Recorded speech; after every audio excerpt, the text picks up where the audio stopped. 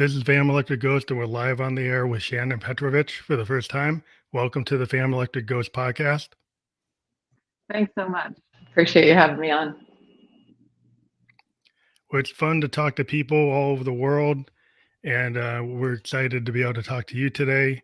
Want to let people know we are a featured podcast on the Newsly platform. You can see that little icon up there that says listen on Newsly. So later tonight, we will be on Newsly as an audio only version of the podcast.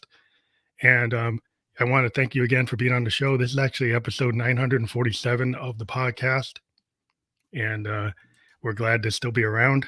And we will bring your website up for those of you just listening. We have a web URL up there. It says nofoggydays.com. That will be fully clickable when we're published. So people are able to click through and go there. And so for those of you, anybody who clicks on that, what would they see if they go to that URL? What you'll find is that is my landing page. And so you'll see my book, Out of the Fog into the Clear, Journaling to Help You Heal from Toxic Relationships. You'll also see my YouTube channel, Therapist Talks, and some other blog posts and things like that. Okay, that's great. So the topic today, we're going to dealing with and healing from toxic relationships, which I think, we'll get into that from the start to let people know you are a therapist, author, and YouTube creator. And it's interesting. You got your bachelor's degree from Bowdoin College. I'm the class of 1990.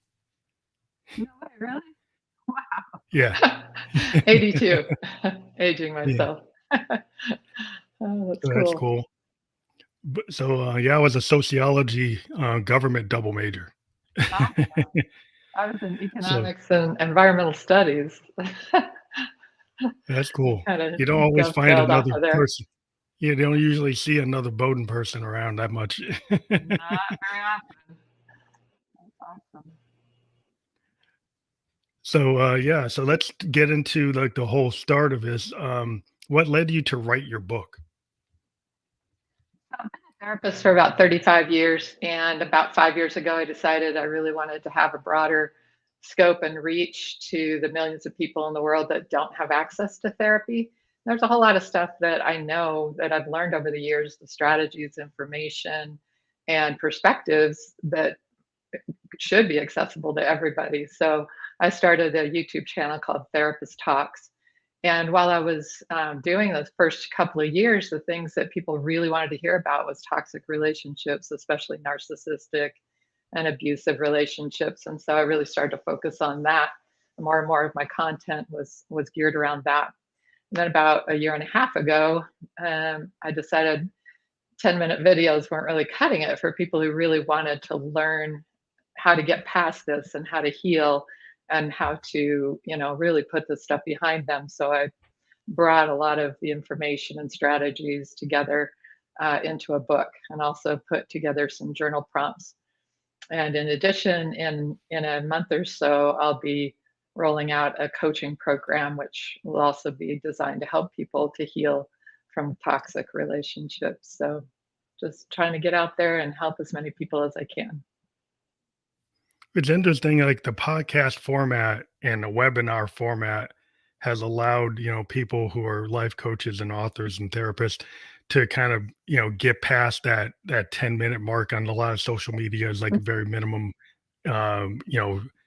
time allowed. And one of the things I like about the podcast format, even back when I started this program, is I always went like an hour, and people used to tell me, "Oh, you're going too long."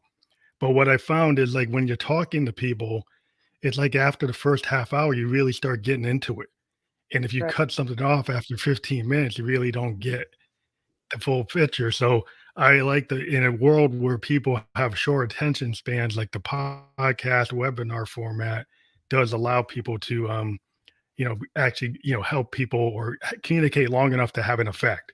Right. Exactly. That's wonderful that you're Have a doing that. Not possibility many of effect. people are doing it. Yeah, I think we're so into the TikTok reel mindset. Even as a musician, I'm a progressive musician. I'm used to writing 7-minute, 10-minute songs. and I Oh, always cool. have to deal with people that want to always hear something for 2 minutes. I don't Yep, think 2.5 I minutes, can't that's really it. complete my song in 2 minutes. I can't get it done in 2 minutes. I'm just starting the intro. Just starting to groove on it. But so the book audience, well, the book audience is really cool because like they actually will, they don't read the cliff notes, they read the book. Right, So, that's one thing, about in today's world when you're creative, the book can capture people's attention for a good amount of time because you once somebody, you get that person hooked into the book, they're gonna usually read through the cover to cover. They're gonna get right. through it. Um, so that was like one of the things you wanted to be able to do was you notice like you're saying like 10 minutes wasn't going to do it. So the book would be more, more engaging. Right, and I really wanted to help organize it into, I mean, videos are great and they really help people. I think what mostly happens for people in videos is they feel validated and they feel encouraged and they feel hopeful. But then really putting your feet on the pavement and walking the walk and making your life different takes some in-depth insight, perspective, strategies, and how do you do that, especially if you don't have access to a therapist. And so I wanted to put down the stuff that I know that I can share. It isn't therapy, it's all the other stuff. um, but a lot of what we do and a lot of what we Mm, know should be accessible to everybody. It should be taught in high schools, and of course, it isn't. And so many people, in my one-on-one therapy, go, "Wow, I wish I'd known this years ago." And even on my YouTube channel, people will remark, "I wish I'd known this years ago. Why don't they teach this in schools?" And so I just feel really passionately that we need to share those kinds of things more freely. yeah, that's when the master class kind of comes in, that way you can actually start to engage people. And I've thought about doing that at least from music perspective, like how do you write, how do you go and produce a song, to give a master class on that, because it's something I just like to do for fun, and it can be a passion, and I'm good at it. And it's like, you could try to describe it in a book, but if you actually have like a webinar and you actually do it, you could. Sometimes it's like showing how to do it and actually being there. That's an example. So I guess it's a combination of both. That you kind of got to read the manual and then Mhm. have the interaction. So now you're going to provide like both sides of that. Right. And I think that is kind of where I've started to develop this coaching platform. So I will give webinars and do group coaching to help people who really want to dig down and do that process with me. So I'm excited about that. I think it'll be neat. Why do you think there's so many people that struggle with toxic relationships? Like you kind of mentioned that they don't really teach coping mechanisms as part of like, in school or college, unless you specifically go into psychology and sociology and things that maybe address those things. If you don't think to look at those type of courses, you might not learn about what you need to do or how to respond to it. Absolutely. And I think there are a lot of factors that are feeding into it. I think right now our culture is very much superficially oriented. I think there's a lot of great stuff that happens on social media, this being one, but there's also a lot of negativity around it, and a lot of young people, especially in their teens, are sort of indoctrinated into this very superficial type of self-esteem. So people are not really taught that who we are is a matter of what our values are about, our character qualities, what matters to us. That's who we are. But our self-esteem gets all attached to the likes on Facebook or the attention you get Yeah. or very superficial kinds of things. And so I think that becomes a very narcissistic type of community. But I think also too, people aren't really taking responsibility for themselves. They like to blame shift and blame other people and feel like the victim even when they're the one that's perpetrating violence. And gaslighting is just, I just, it's just everywhere, Out of you know. control. Yeah, Yeah. if you I just mean, it deny seems something, then it like didn't in the happen. world we're in, Yeah. well, the world we're It, living in is like I've seen like teens get very much influenced by social media influencers, right? And right. social media influencers, with AI and stuff, you don't even know if that person is really real, right? Yeah. They're putting up these images, and how much of that has been photoshopped? How much of that is actually really real? Is it really attainable? And is it really what you should be doing? Is should you be telling young kids, young women and men that these people are the archetype, right? And they want to clone them. They want to clone what they look like or their success. And it's very narrow and it's very shallow. It's kind of like the opposite. I'm a child of the 70s. And what Yeah. I was really interested in is like, the singer songwriter that's actually kind of tell the truth, like a Neil Young or a Bob Dylan, Yeah. Joan Baez, saying something that was important, not just Right. doing something like, well, that's popular because a million people like it. And a Yeah. million people take a song, bite, and then put it in a cat video or some kind of video, and everybody's using the same song because that makes them popular. But nobody's trying to do something original because they're scared to show themselves. They're not willing to be the James Taylor or the Bob Dylan or the Neil Young and kind of express that point of view that's fragile. What's wrong with that? Because they're scared some bully's going to criticize them. Right. And we've always had bullies in the world, but now a bully can actually put you out there and meme you and blast you to your entire high school, your entire, social community. And that is so much more harmful than the bullying that we went through when we were kids, which couldn't touch that. And I think that that's what becomes catastrophic for kids. I've even known young girls and young women who, when they would look in the mirror, they kind of freak out because they're so used to seeing themselves in this doctored way that they have a dysmorphia or dysphoria around seeing themselves in the real. Yeah, So it's body really, dysmorphia. Yeah. so it's very becoming. Yeah, it's very Uh, dangerous. I mean, in my own family, I ended up pulling my daughter out of school because of bullying. She got oh, homeschooled and through like online schooling just because it got really pervasive and it was a big problem. We went to the principals, went to the school committee, and they basically weren't doing anything about it. And we tried to get them to do it, and they wouldn't do it. And like you said, on social media, they can do these things that escalate way beyond what I ever saw in 1974 or 72 when I was a kid. And I'm like, wow, this is a whole different world. And I'm like, I don't need, so we found a way to, get her out of that. But like, you shouldn't have to do that. You yeah, should be able to be out there and not feel, that kind of attack coming from people. And it's so abusive. And it seems like the thing I was disheartened is like, parents didn't seem to want to take any responsibility for what their kids were doing. right. And I'm like, what are you supposed to do when the parents won't do anything?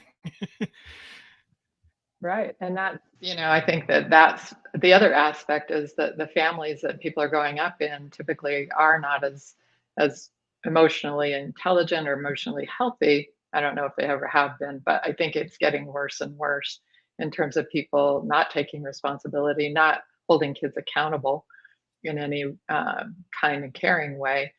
And so a lot of kids grow up thinking that it doesn't matter what they do and they're not going to be held accountable.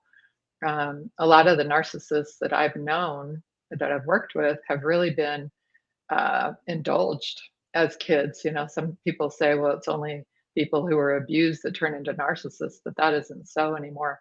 It's oftentimes somebody who, they're kind of probably geared towards being, maybe there's some hereditary nature, but as kind of self-centered. But then you add to that that Mhm. they were very indulged as children, and the parents did not hold them Yeah. accountable or hold them responsible for anything. And that's what turns somebody into a real monster.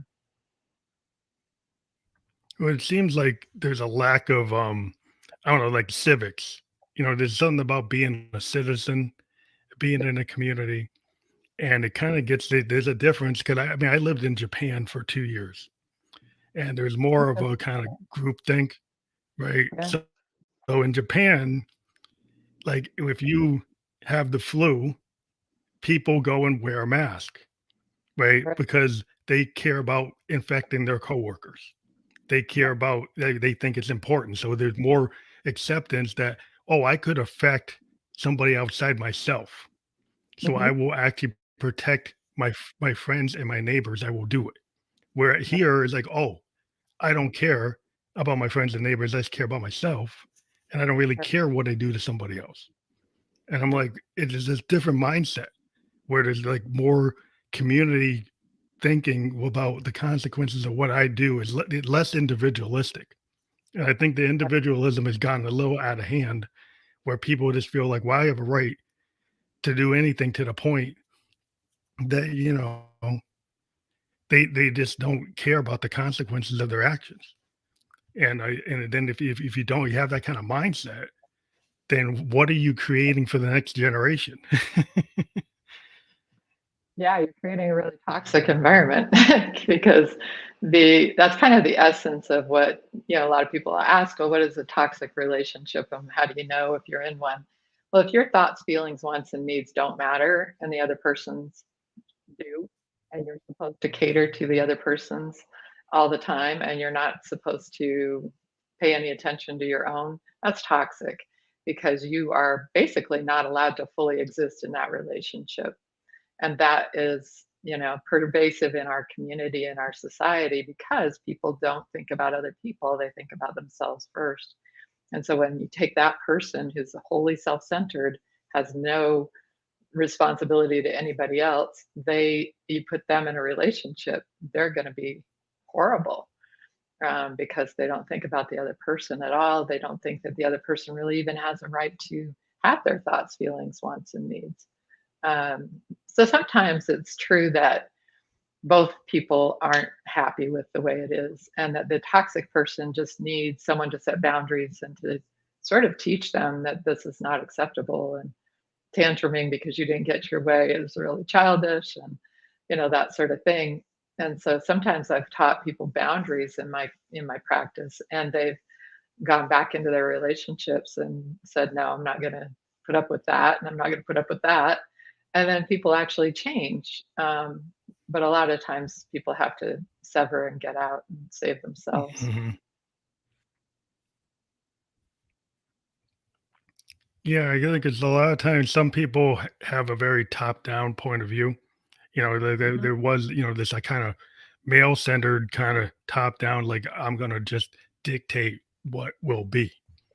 Yeah. And as the modern world opened up and women got rights, civil rights, gay rights, all kinds of right, people started getting resentful because they before you're expected not to express yourself. You're expected not to have that ambition. So different groups of people were expected to be in this box that's acceptable behavior. And then Right. suddenly, 70s happened, the 60s happened, and people got freedoms. And then some people was like, well, that's too much. And so I think we have the result of a societal level of oh, you guys went too far. And there's certain people that don't believe that people look like me should have certain rights. They don't believe other people should have rights. They don't believe women should have rights. And so that becomes like there's a societal aspect of it, and then there's the Mhm. individual, there's a microcosm and a macrocosm, and I think it's like intertwined. It's like the macrocosm affects the microcosm, the microcosm affects the macrocosm. It's not they're not totally separate. There's being influenced continually. Continue. Yeah, for sure. And the way that plays out is very individual for each community and each environment. But overall, it's a lot of times a real fight, and a lot of times we're fighting ourselves. Like the very beginning of my book, I talk about the toxic relationship you have inside your own head with yourself. And so we talk to ourselves somewhere along the lines of 40,000 times a day. I don't know who sat down and counted that, but one of your sociology professors maybe. And Yeah. so we, so when we talk to ourselves really harshly, and usually that comes from somewhere, either from that toxic relationship or even from childhood. If we are talking to ourselves negatively like that all the time, then we're going to not have good boundaries around somebody else who's treating us negatively, because it's just sort of resonant. It's not comfortable. People say, well, that's comfortable for them. No, it's not. It's not comfortable at all. It's miserable, but it's familiar. And if that's the way Yeah. you've been spoken You can to, get and if that's the trapped. way you talk to yourself, then you're trapped. Yeah, exactly. So in that You trapped get trapped in place, go ahead. that discomfort from like you have a truth. Like your father said you're never gonna be good enough, you should not be a musician, or you're not gonna be able to be, like, you get these things that come from maybe your parents or your grandparents or somebody, Right. right? And you suddenly have this belief that you think is the truth, but really the fact that it's a very disparaging thing that's not true. It's not true that you can't do that, but they made you feel that. So now you've got a glass ceiling into your head that I can't be good. I'm never going to be good enough. And so then you might let people stomp on you because you don't actually believe in yourself. And the first thing I always say with other musicians is like, I tell them, you already know how to be a musician. You need to kind Yeah. of free yourself and Yeah. not be scared to show me the song you're scared to show me. As a producer, I want to see the Yeah. song that you don't want to show me. I don't want to see the song that's a copy of something that's in the top 20. I want to hear the song that actually represents your authentic self that you might be scared of. But I find that that is actually the real person. That's who I Yeah. really want to work with, is the person who's, it's got those attributes, and I'll make them sound better. I don't want to Yeah. change them. I don't want to make them sound like me. I want to hear who they are. And I think a lot of times when I've heard therapists that they want to get to that person, Right. the way I want to get to that musician and find out who they really are. Oh, I love that. That's really neat. You would find that, or instruct them that way. I want to hear the song that you're afraid to show me. That's really awesome. And I think that is the essence of mentally healthy, is when we can be our true, authentic, whole selves in every setting with every different person in our lives. And what's also true is that people are chameleons, and we're uncomfortable being ourselves. And so we show up this way at this setting and that way at that setting, and we placate and we people please and do all kinds of stuff that totally undermines us. And so sometimes relationships are set in motion with that toxicity that's actually coming from that placating place. And if we've done that to ourselves, then we have to fix that and reverse that in order to see if that relationship is resolvable or not. Which seems like a lot of times some people, what I've talked about before, is like they're looking for somebody buddy to save them. Mhm. But if you're in that kind of toxic microcosm where you've created your own gate or you created your own ceiling, like you're just gonna find people that are you're not that offended is another person's not gonna change that if you don't change that. You could go find 10 other people, you're gonna end up doing the same thing, right? It's not gonna be solved by the person outside yourself. You have to kind of solve that before you can get to like a healthy relationship, at least in my experience. Absolutely. And that's one of the problems, is a lot of people will, blame the other person entirely, which of course their behavior is their responsibility. But if we don't make that change inside of ourselves, if we don't fix that toxic relationship that we have inside our own heads, then we're always going to resonate with people who are going to treat us badly. And we have to change that internally, or we will just keep choosing, our picker's going to be broken, and we'll just keep choosing the same person with a different name on them. And that's really sad. I've seen people do that, and bounce from one relationship to another, thinking that this next one's going to be the right one. But until we have a good relationship with ourselves, we can't succeed in our relationships with others. It's one of the things is like as a poet, as a writer, I always was very interested in this concept of the looking glass that the Victorians always talked about. And you kind of like it's that self reflection. Like if you're a writer, if you're a singer songwriter, you're a poet, you're trying to find that inner truth. You're trying to be honest with yourself. And Yeah. usually your best work comes out when you actually do something that's hard. You tell a truth, you find a way to get to that pain and reveal it, and it becomes a universal idea.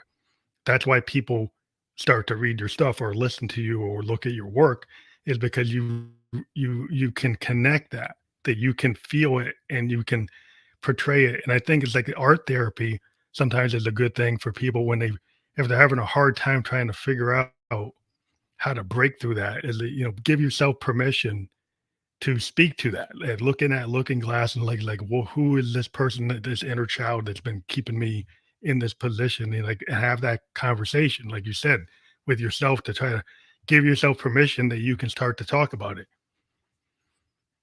Yeah. And see the lies for what they are and where they came from. When you recognize that, like you said, if your parent tells you that you're never going to amount to anything, if you're and sometimes we internalize messages that are not direct and it's just something that we came away with. And we're always trying to figure stuff out. And we actually internalize these messages by the time we're about 6 years old. And we are, doing our best to deal with whatever chaos we're growing up with, because all of us are. And the way we figure that out can be really unhealthy. And then we bring that with us all the way into our adulthood Mhm. until we sort it out. We got to take it out, look at it, and say, oh, well, that's garbage. I can throw that. And I can see what's really true about me. What are my creativities? What are my strengths? What are my character qualities? My values? What matters to me? That's really, those are the truths. So how does somebody go about healing from trauma? I know physical trauma, like I'm a cancer survivor, so I had to go through that, and there was mental trauma, but I got through it.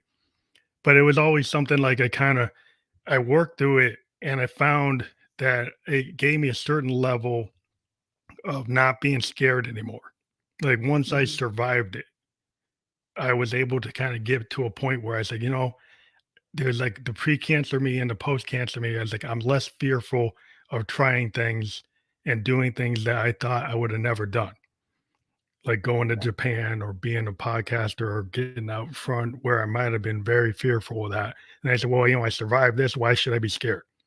Yeah. Um, and then everybody has to go through some kind of crucible moment. But I think once you start to, get beyond the fear and find a way to like deal with it, and maybe it never goes away. You still have to deal with something. It doesn't always just vanish, right? But you learn how to work with it. Right. And you have to internalize it in a way that's powerful and not debilitating. And so what you've done is amazing because for a lot of people, they do stay stuck in that fear they don't get to survivorhood. They're thriving. They just barely get by and they're terrified all the time. So it's getting through trauma is really tough because it does change how you feel about yourself, others, and the world. And if you make those definitions ones that are not really healthy or helpful, that can stick with you for a long time. So a lot of times what we have to do again is take out what you did with that and look at it. And did you internalize, um, you know, everything is just meaningless or everything's useless or I'm doomed. Those kinds of things are not going to be healthy or helpful. Whereas you shifted it into something healthy so that you push yourself harder and you face fears more directly now than you did before. And that's really cool. But in terms of how you heal from trauma, Well, I think it takes a sometimes like whole, with something like a medical, yeah, okay. yeah, it's true. But I think what happens is like a lot of people don't handle mental health like it may. They people will like, oh, sarcoma, they can understand that because sarcoma, you can see it. You can go look at you can look at the test, and you can actually go look at the X-ray. You can look at the CAT scan. You can see it. You know, oh, it's the level 3. I can actually physically touch the piece of paper and look at it. But when you have depression, or you have some kind of internal mental problem, that's harder to for some people to understand it's real. Though it's just as real as any other disease or any other issue, some people will discount it and act like it's not. It's not, and so I think that makes it harder for people to some people to kind of address those type of things, to depression and anxiety. If you have a come from a household or society doesn't really believe it's real, then you've got that on top of what you're dealing with. Yeah, and it is so much harder to deal with. Like you said, the cancer you can look at, you can see it, um, you can attack it with certain types of treatments that almost always work, and you can see if it's working or not. Whereas depression, anxiety, it's a whole system problem. You have to deal with it with your whole self and your whole person. Um, and there's just, it's so complex. And to try to figure all that out is really challenging. And then if your environment doesn't support that and doesn't even believe you and kind of gaslights you into thinking that, or gaslights you into feeling like you don't matter and you're crazy for thinking all that, then it gets even worse. But a lot of those internal messages are really at the root and at the heart of anxiety and depression. And so when we, kind of come in full circle, we actually do cause ourselves more anxiety and depression by the way we think about things and the way we feel about ourselves and the way we talk to ourselves inside our heads all day, every day. Um, it's sort of that toxic soup So that it's we like, end up so you were talking about boundaries. We were talking about the boundaries, and it's hard for some people to feel like they are allowed to create the boundary, because they better might have been in a situation so much where, because of their self-esteem, because of the fact that they didn't ever feel they had the right to have boundaries. At some point they get to a point, like, and they're at this breaking point where, now I know I need some help. I need to talk to a therapist. I have to go talk to to a psychologist, or talk to somebody, that they finally know that there's something that's not going to get solved by doing the same thing every day. Um, when that person, tries to start to set boundaries, what's the first thing you tell somebody that hasn't set boundaries, how they actually do it, if they've not been used to being able to accomplish that? That can be really hard because if you haven't seen good boundaries in your family growing up, and if you haven't set good boundaries in your life, it can be really a mythological thing. It's like, well, what do you mean boundaries? The way I like to portray it, and you'll probably get this because of your age, it's like the Star Trek shields. When the Klingons are coming and they're in their warships and they're coming in hot and they're shooting the things, and the captain puts up the shields. Nobody sees those shields until the Klingons shoot, and then they bounce off. And so you put up those shields, and whatever is somebody else's stuff bounces off back at them, and that's a beautiful thing, right? um, but what's also Mhm. true is that when you've had this stuff coming at you, then Scotty's down below going, I can't hold her any longer, Captain. You've got to get us out of here. And so you have to retreat. You got to go retreat and recharge your Yeah. battery and recharge your energy core, whatever that was. And then you can kind of do battle again, right? And so boundaries are kind of those shields that we use to clarify that this is me and that's you. And when somebody's throwing their Mm. stuff, it's always about them, right? When someone's rude or nasty or obnoxious or toxic or abusive, that's always about them. It's their stuff. They're trying to throw it at you, but you don't have to accept it. You don't have to take it in. And so you can let that bounce off at them, and then make sure that you recognize that you don't need to feel guilty. You don't need to feel like you're giving them ultimatums. You don't need to feel badly about it because they'll throw that at you too, right? So if you start setting boundaries with somebody, they'll be really pissed. And so they'll come and, they're coming at you with, "You're being so mean now." No, boundaries are not mean. "Why are you giving me ultimatums?" It's not an ultimatum. I'm just telling you how I am willing to be treated and how I'm not. If you're going to yell at me, I'm going to hang up the phone.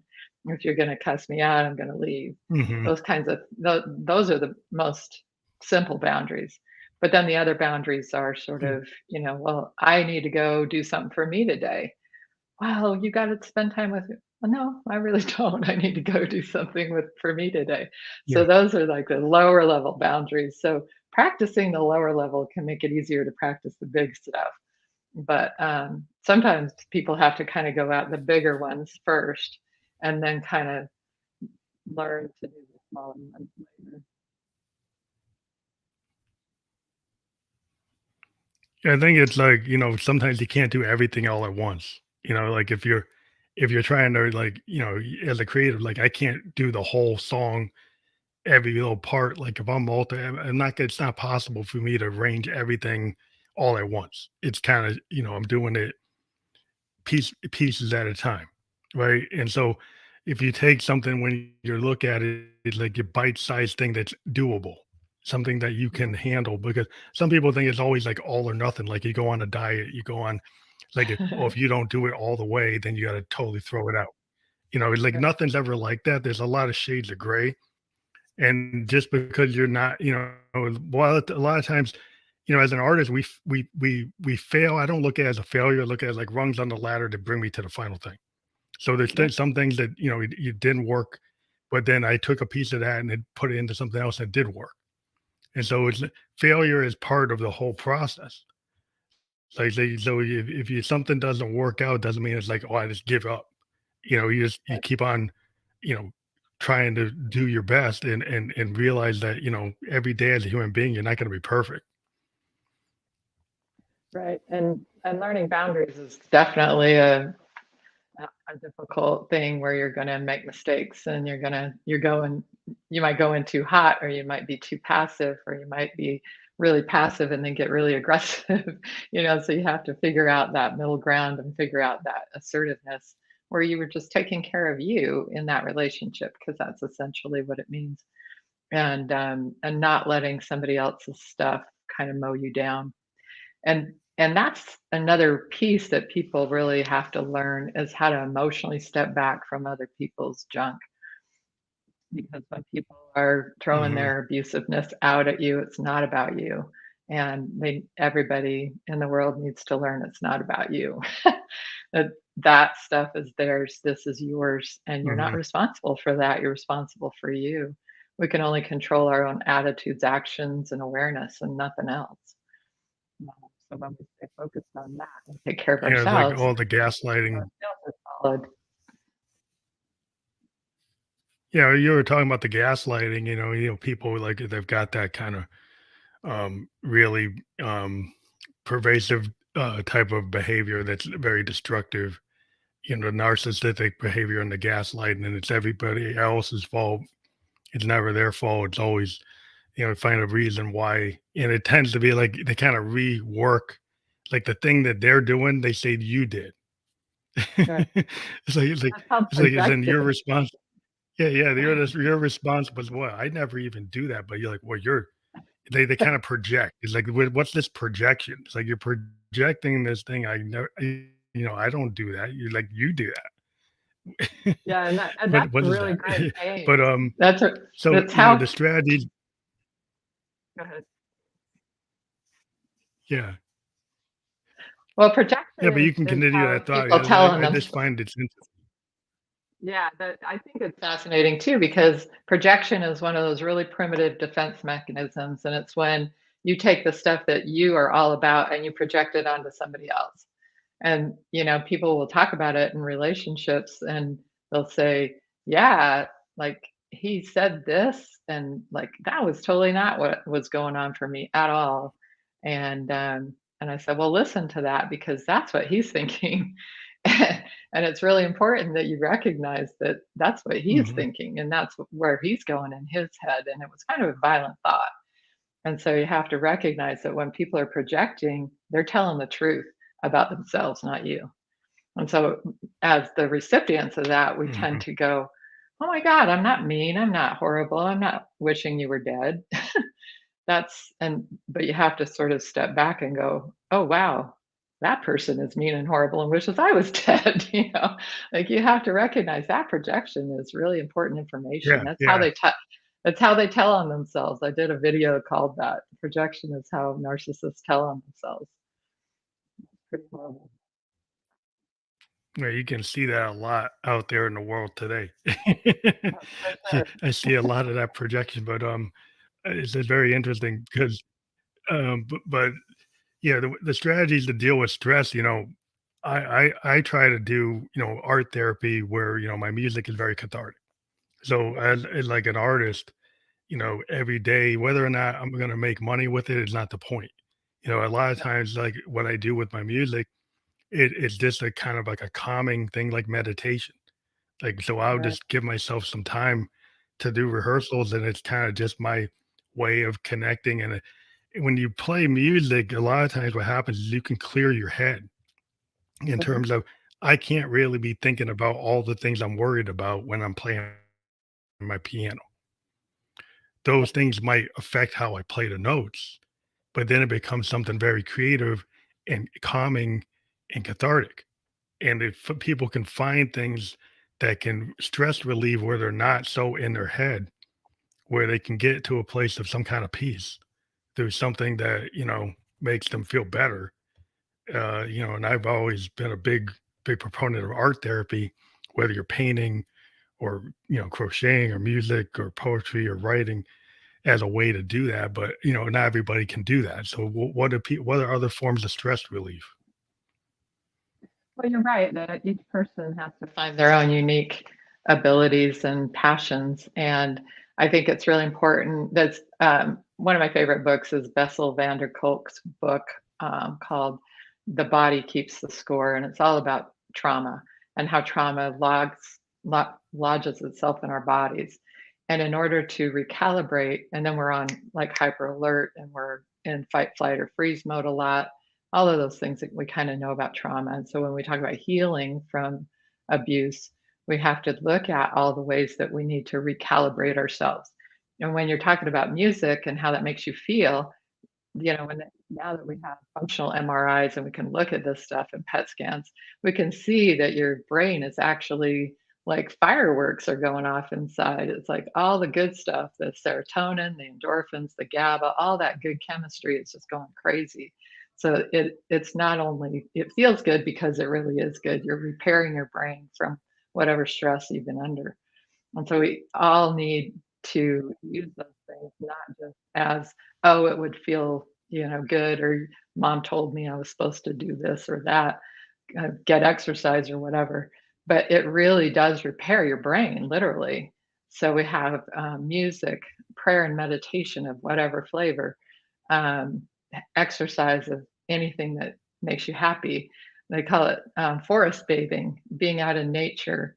There's a resonance that we need that Mhm. is with the natural world.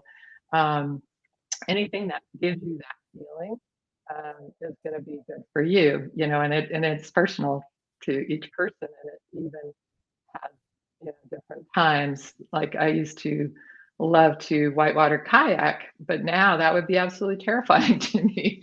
I love to hike. That's my passion now.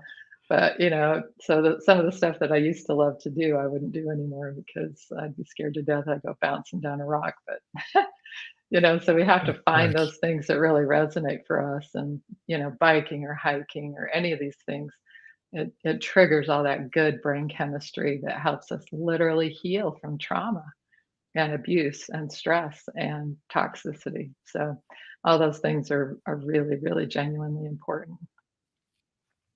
Yeah, I always remember that nature is the cathedral. I think it was Hawthorne or Longfellow. They came up with, they had Mm. that line. And I'm a mountain biker and I love to Oh, neat. hike. And Oh, I really got into it. I live in New Hampshire, but, and I went, school in Maine. I live in New England. But, I can, like where I live in New Hampshire, I can just jump on the trail. Like yeah. after I'm working on a song, I can actually jump on a trail. It's like a river trail. It's like, Oh, going awesome. along the Merrimack River, and you just, you just to me, it's just it feels so liberating, and it's so calming because I just get into that vibe of being on the trail and being able to navigate, go down the creek beds and all that, and it just is so helpful to my mental state to be able to go out and do that.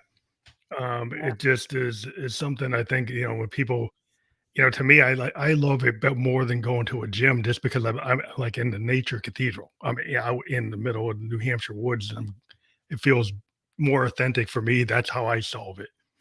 Whether I yeah, snowshoe that trail, walk that trail, or bike the trail. It's like yeah, and a lot of that's people like that gym, but that's I what I can't do it either. tend to do. I have to be outdoors. Yeah, I have to be outdoors, and we're in Arizona, and hiking is my thing, and we can pretty much hike anywhere, anytime. So that really is very important to me. And yeah, everybody needs to find their thing. But the gym can have its own dynamics with you get a certain level of that social kind of, you know, bullying. So you Yeah, get you get people trying to like outdo you or whatever. And it's like, to me, if you just go out into nature, like I don't run into that. So it's like I don't need to get somewhere where it's gonna cause more stress. It's like why yeah. like it's supposed to de-stress and then I get there and I get more stressed. It's like, well, that's not helpful. Exactly. Yeah, and that's why I don't say, do this or do that, because each person has to find what they love.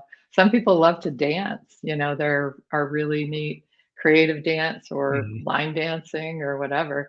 But it has to, so Bessel van der Kolk's book, he talks about breathing, movement, and touch. And those are the three critical elements to help us to recalibrate our traumatized brains into healthy brains again. And so if you think about breathing, any kind of exercise is going to make you breathe harder. Physical movement, and then touch. And touch can be hugging a friend, or it can be even, having a dog or a cat or a horse or something like that. So all that tactile mhm. um, touch is really important to our healing.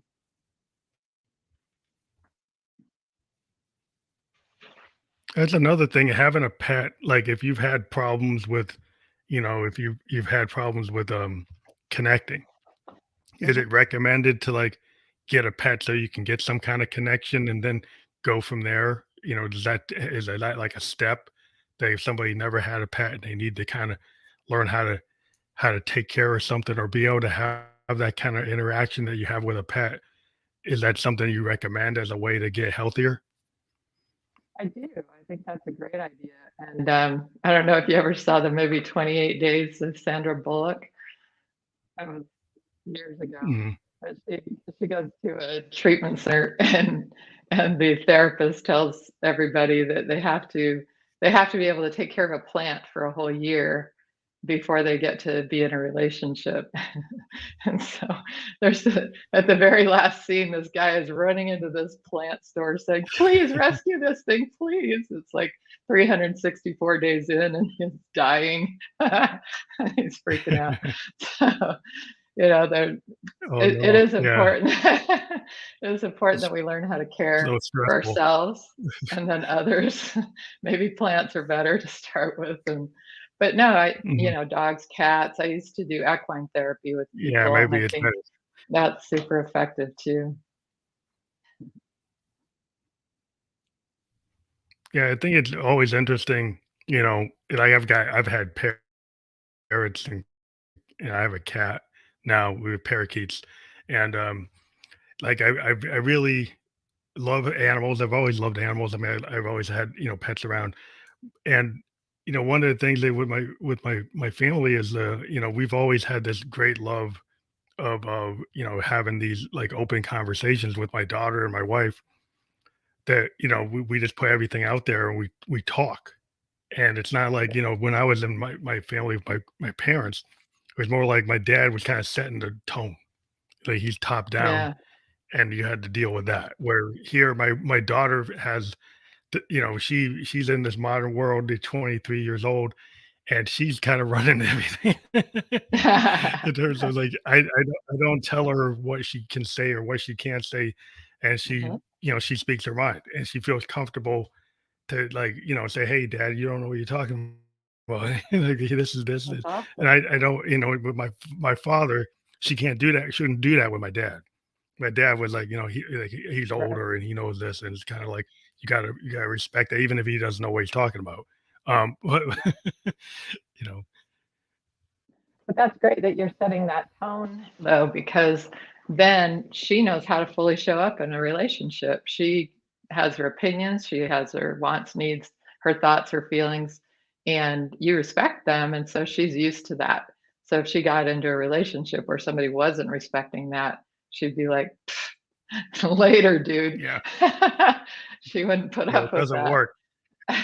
It's like, oh, And like, that's a beautiful like she thing. knows what yeah, she knows what she wants, and she's not like, "I'm not looking for it anybody else. I know what I wanna do," and she's very, independent, which is what I wanted. I say I don't want to have to b take care of her for the rest of my life, and I want her to do better to me.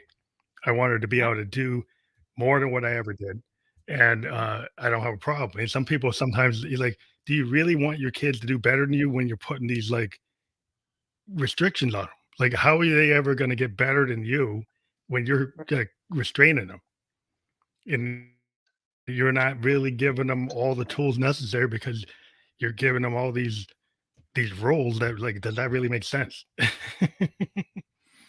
Yeah, and I think that's really important that, and you still have to be the parent, and you still have to have the structures that are necessary for their growing brains because, Yeah, yeah, there are certain time periods where they don't really have good decision making skills, and that's yeah, so yeah, yeah, that is yeah. what it is. But no, you want your kids to know how to speak their mind and know how to ask for what they need and know how to share themselves in a healthy way and know how to have good boundaries and good Well, I have forces skills to Well, I guess the bring way them. thing I look at it is like critical thinking. Like I'm not gonna just Mhm. you don't just say, "Well, it's my way or the highway." Like Exactly. as like my parents and my grandparents is like it's my way or the highway, even if grandpa's wrong. Yep. Grandpa said it, so that's what you're supposed to do. I'm like, okay. Yeah.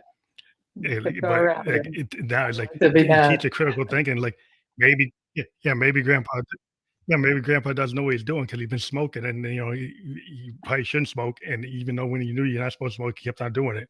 Like that's not critical thinking. It's like maybe you shouldn't do that. Mm, exactly. So, um, just because you're older doesn't mean you know what you're doing.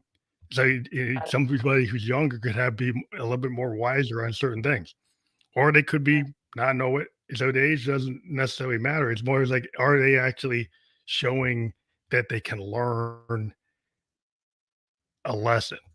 If they did something, did they keep on repeating the same thing, or did they learn from it and advance and kind of evolve and figure out how to handle that, or they just keep on getting stuck and doing the same thing? Right. Yeah, and that's how we can not define things as failures, but just not yet. I didn't get it yet, but I'm keep working on it and I'm learning from it. And I think too, and this is what I find sad about some of the division in our culture right now, is that if if I understand that I can learn something from grandpa, from grandma, from mom, from dad, and then I can synthesize that into my own thoughts and beliefs, that's the best case scenario. But me just staying in my own echo chamber, thinking my own same thoughts forever and ever, amen, that's not getting anybody anywhere. I think it's real sad. Yeah, I mean, I think what happens is people get so stuck in the lane, like where like what I do, like even in music, like somebody could say, "Well, I'm only gonna do um trance," and so Mhm, trance has a structure, and then suddenly, well, what if you mix psychedelic rock with trance?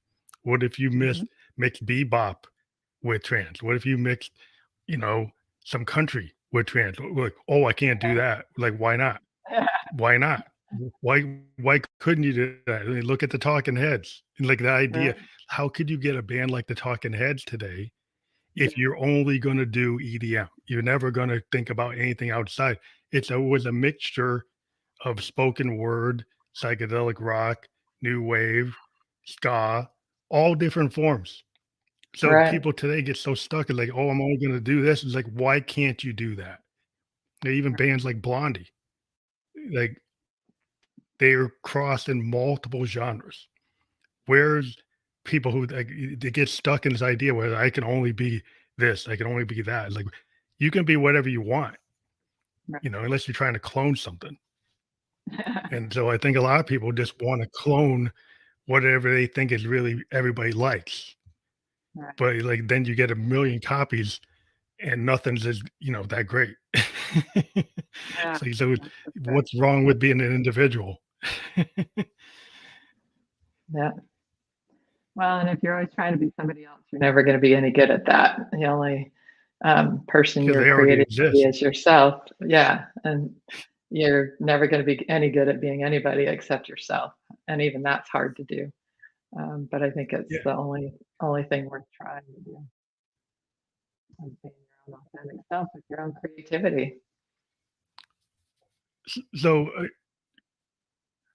yeah, I think creativity sometimes people kind of, I think that's been a problem for some people to kind of find a way out of it. Because if you like, well, you're only, you get rid of art programs, you get rid of music programs, you get rid of theater programs, and then you say, well, you're only going to learn math and science and economics, Mm, and those are only things that have value. And so then if you don't look at the other things and you kind of, oh, that's not important.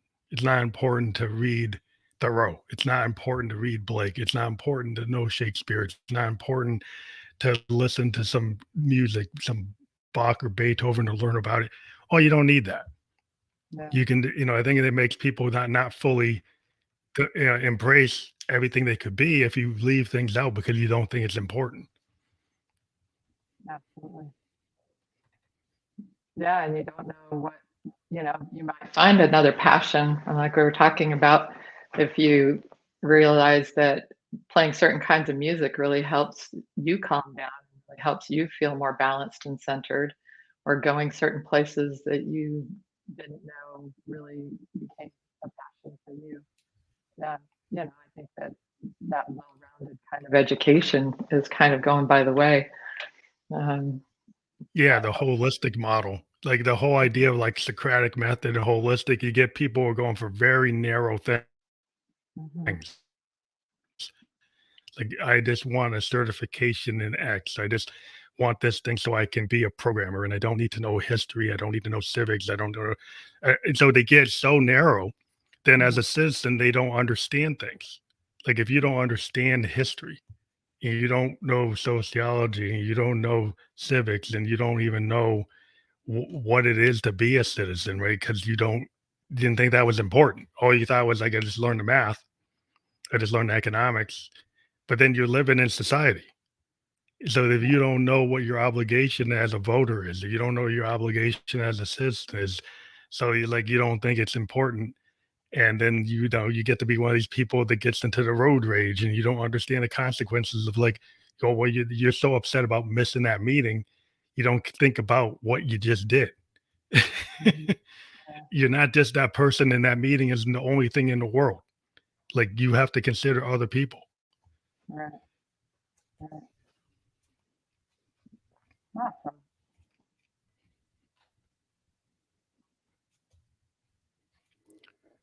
So um I think we're getting close to the end of our hour now, but so we want to mention your website again for those of you who didn't hear about it because it's on the audio version is the nofoggydays.com, and we repeat that will be fully clickable when we're published, so you can click through that and it will actually go to the website. So maybe you tell people again what would they find on nofoggydays.com.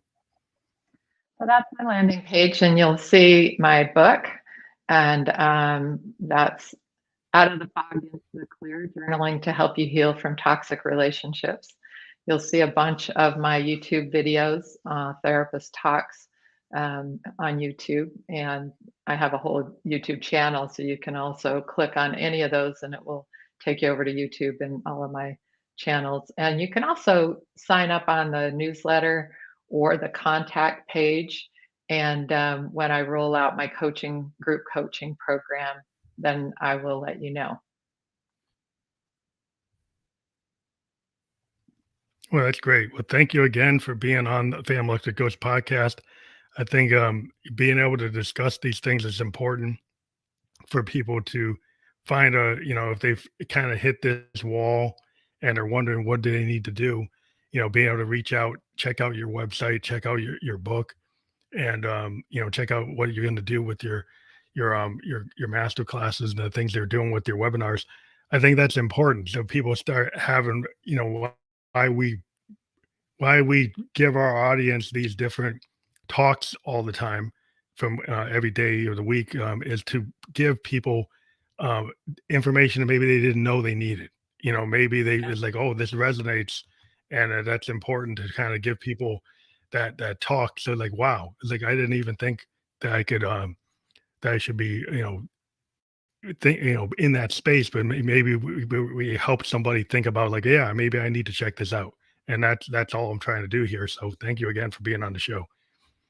Well, thanks so much for having me, Shannon. It was really a pleasure, and I really appreciate that you are putting these things out there for people to think about so that they can, get the help if it resonates for them. Well, have a good night. Thank you.